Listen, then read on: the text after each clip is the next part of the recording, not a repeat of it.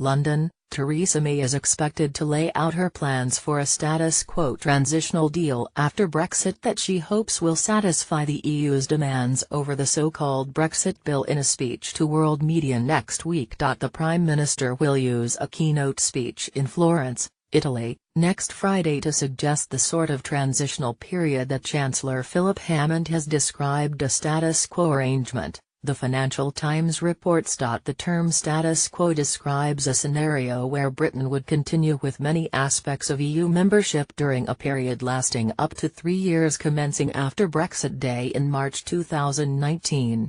This could include staying both in the single market and customs union until a long-term arrangement post-Brexit is ready to be implemented. British officials and business reportedly regard this proposal as crucial.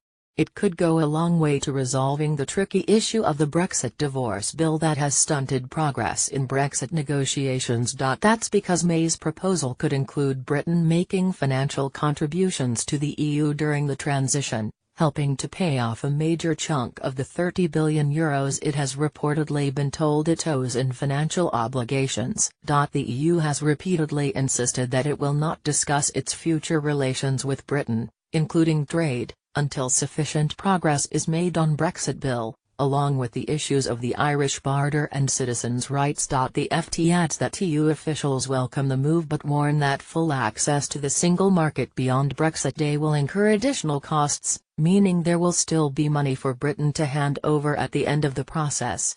Obviously, should there be transition, there is a contribution to make for that single market participation which is independent and on top of any debts from the past, a senior EU official reportedly said.